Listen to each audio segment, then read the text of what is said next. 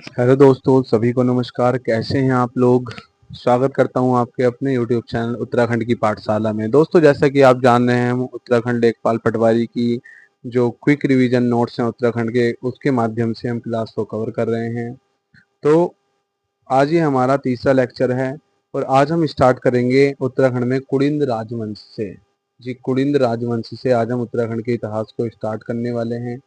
देखिए, कुड़िद राजवंश की अगर मैं बात करूं तो उत्तराखंड का प्रथम राजनीतिक वंश इसको कहते हैं। ऐतिहासिक वंश नहीं, राजनीतिक वंश इसको कहा जाता है। मतलब राजनीति में सबसे पहला वंश अगर हम उत्तराखंड में किसी को मानेंगे तो हम मानेंगे कुड़िंद राजवंश को।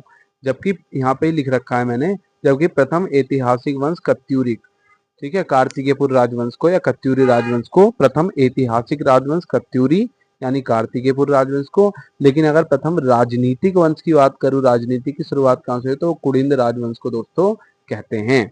अगर मैं बात करूं कि इनका राज कहां से कहां तक था, सहारनपुर दक्षिण से लेकर हिमालय की तलहटी उत्तर तक, ईस्ट में काली नदी से लेकर वेस्ट में सतलज तक इनका राज चलता था।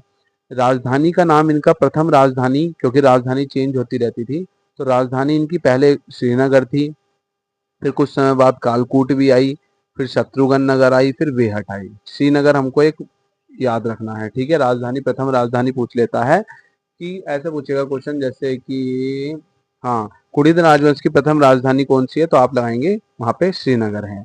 अब महाभारत में कुड़िद राजवंश को क्या कहा जाता है, द्विज कहा जाता है, द्विज, ठीक है।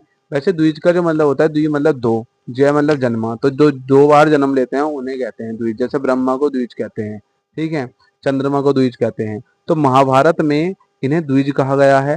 क्वेश्चन पूछेगा कि महाभारत में किस राजवंश को द्विज कहा गया है, तो वह है कुड़िंद राजवंश, या महाभारत में कुड़िंद राजवंश को क्या कहा गया है, ठीक है। इसका जो मोस्ट इंपॉर्टेंट टॉपिक है दोस्तों, वो होती हैं कुड़िंद मुद्राएं। कुड़िंद काल की जो मुद्राएं हैं वो बहुत फेमस हैं।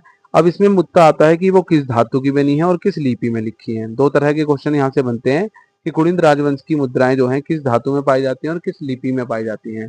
तो धातु दोस्तों ताम्र और रजत।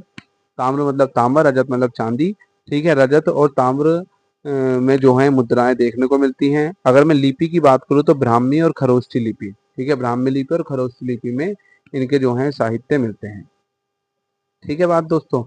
उसके आगे ये है कि उसके आगे अगर मैं चलूँ तो स्थल की बात अगर हम करने लगे कि स्थल कहाँ कहाँ से मिली हैं, जैसे अल्मोड़ा में कत्यूर घाटी से मिली हैं, देहरादून हो गया, भेड़ा गांव हो गया, सहारनपुर के पास से सुमाड़ी थट्टीउड़ हो गया। तो बेसिकली हमको अल्मोड़ा, देहरादून, सहारनपुर वाला एरिया इसको याद रखना है, ठीक है। ये इतने इंपॉर्टेंट नहीं है। अब इम्पोर्टेंट ये है, जो ये वाला टॉपिक है, ये है कुड़िंद मुद्राएं। तो बेसिकली कुड़िंद राजवंश में जो मुद्राएं मिलती हैं दोस्तों, तो वो दो तरह की मिलती हैं। उनको हम दो विभाग में बांट सकते हैं। एक बांट सकते हैं पूर्ववर्ती और एक बांट सकते हैं परवर्ती। पूर्व मतलब पहले, परवर्ती मतलब बाद में। तो पहले की जो मुद्राएं हैं, कुड़िंद राजवंश की जो पहले की मुद्राएं मिलती थी, वो कैसे मिलती थी, उन पर कुड़िंद नाम अंकित होता था। क्या नाम अंकित होता था? कुड़िंद राम। किस धातु की बनी थी? तो रजत और ताम्र दोनों धातु में पूर्ववर्ती मुद्राएं मिलती हैं। ब्राह्मी और खरोष्ठी दोनों लिपि में कुड़िंद राजवंश की मुद्राएं पूर्ववर्ती काल की जो मिलती हैं। अगर मैं परवर्ती काल की बात करूं, परवर्ती काल की मुद्राओं पर यूनानी प्रभाव देखने को मिलता है, और वो तीन तरह की हैं परवर्ती में। एक तो अमोघ भूतिस्य यानी अमोघ भूति, एक अमोघ भूति बहुत ही पावरफुल कुड़िंद राजवंश का राजा हुआ है, ठीक है। एक अल्मोड़ा और एक छत्तीसगढ़ प्रकार की मुद्राएं। जैसे कुड़िंद राजवंश की जो परवर्ती मुद्राएं हैं वो तीन विभागों में हैं। अमोघ भूति प्रकार की मुद्राएं, अल्मोड़ा प्रकार की मुद्राएं, छत्तीसगढ़ प्रकार की मुद्राएं।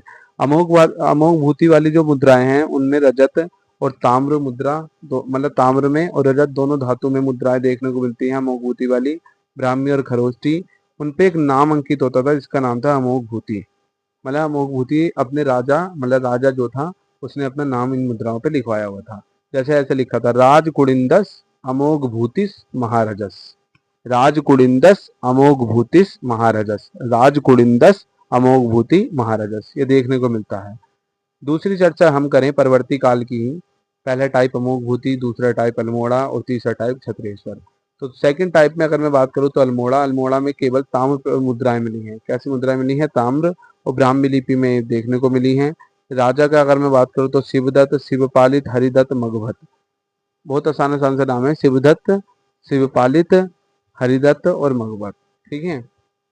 फिर तीसरे प्रकार की मुद्राएं में अगर परवर्ती काल में देखें तो छत्तीसगढ़ प्रकार की, ये भी ताम्र धातु की बनी हुई है, ब्राह्मी लिपि में है, और इन पर कुषाण कुषाण आए थे ना भारत में, तो कुषाणों का प्रभाव देखने को इन पर मिलता है। जैसे अमोघभूति वाले पर यूनानी प्रभाव देखने को मिलता है, ऐसे 36 प्रकार की मुद्रा पर कुषाण प्रभाव देखने को मिलता है।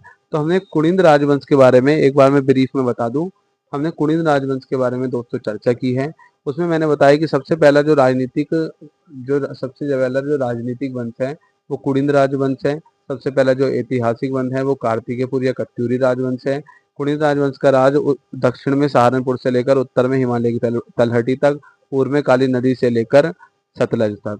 प्रथम राजधानी इनकी श्रीनगर है, बाद में अन्य कालकूट शत्रुघ्नगर बेहद भी बनी। महाभारत में इनको द्विज कहकर पुकारा जाता है। कुणिद मुद्राएं ताम्र रजत दोनों धातुओं में मिलती हैं, ब्राह्मी और खरोष्ठी दोनों लिपि में लिखी हैं। कुछ प्लेसेस का हमने चर्चा की, जैसे कत्यूर घाटी, अल्मोड़ा, देहरादून, बेड़ागांव, सहारनपुर इत्यादि से। अब कुणिद राजवंश की जो मुद्राएं हैं वो दो विभाग में बांटी जा सकती हैं, पूर्ववर्ती और परवर्ती। पूर्ववर्ती प्रकार की मुद्राएं ताम्र और ताम्र और रजत दोनों प्रकार की धातुएं मिलती है, ब्राह्मी और खरोष्ठी दोनों लिपि में मिलती हैं। और कुड़िंद नाम अंकित होता था उस पर, क्या नाम अंकित होता था? कुड़िंद। लेकिन परवर्ती काल की मुद्राओं में हमने देखा कि जो जैसे जो राजा है अमोघभूति, उसने अपना नाम अंकित कराया।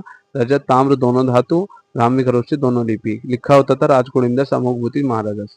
अल्मोड़ा प्रकार की मुद्राएं ताम्र प्रकार की मुद्राएं हैं, ताम्र मुद्राएं हैं, ब्राह्मी लिपि लिखी है। राजा की अगर मैं बात करूँ तो शिवदत्त, शिवपालित, हरिदत्त और मगवत। छत्तीसगढ़ प्रकार की मुद्राएं ताम्र मुद्राएं हैं, लिपि ब्राह्मी और कुषाण प्रभाव इन पर देखने को मिलता है।